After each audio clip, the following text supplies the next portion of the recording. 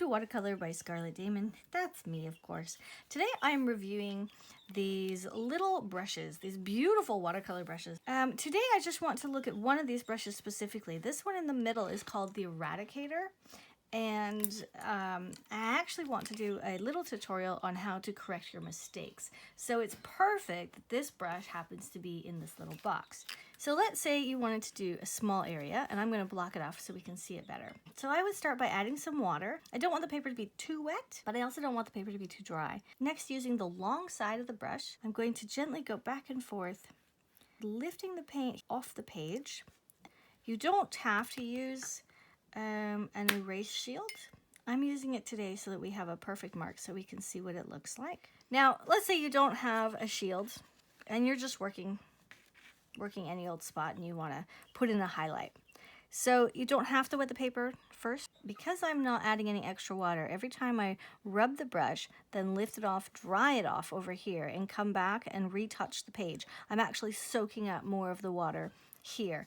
Okay, so all of these little marks are just being made with a slightly damp brush. So there certainly is a use for a good, hard synthetic brush in your repertoire of brushes, especially when it comes to removing or lifting paint. This is just awesome.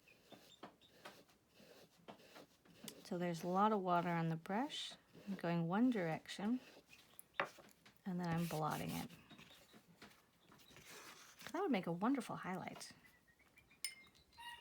Now let's see if I dry the brush almost all the way so there's not so much water.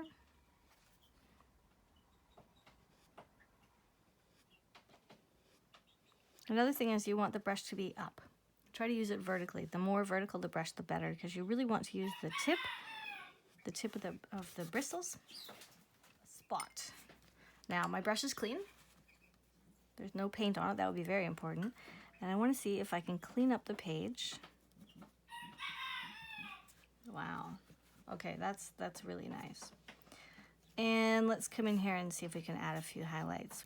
Now these would be quite subtle because it is a very light piece I'm working on.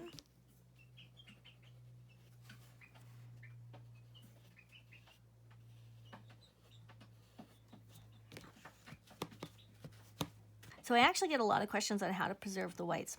One way of doing that is to work around the whites. But if you're doing something like a full wash and you find that it's easier to just put your color down, not work around your highlights, using a brush like the Eradicator will definitely help lift out the highlights.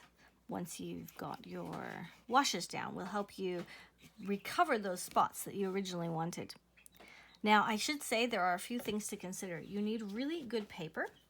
It's very important that the paper you're using is of a high quality, because a brush like this on low quality paper will just tear right through your paper. Second thing, avoid rubbing. This does not work like a normal eraser, and you're dealing with very delicate watercolor paper. Even at the highest standard of watercolor paper, you still want to be as delicate as possible. So here I'm just ever so gently smoothing out that edge, lifting out part of it, and giving myself a sharper edge in the process. A smaller line.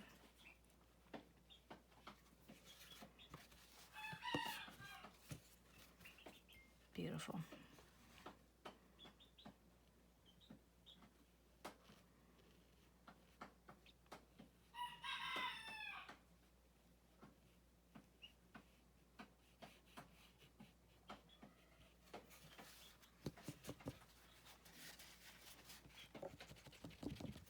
So here, in order to keep the body color intact, I'm just gently going right along that line and making the line smaller. So where it used to be pretty thick, like over here, I've been able to make it super, super tiny. I could probably make it even smaller here.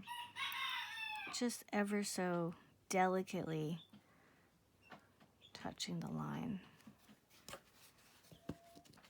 Thanks for watching. I'm Scarlett, and I'll see you in tomorrow's tutorial. Toodaloo!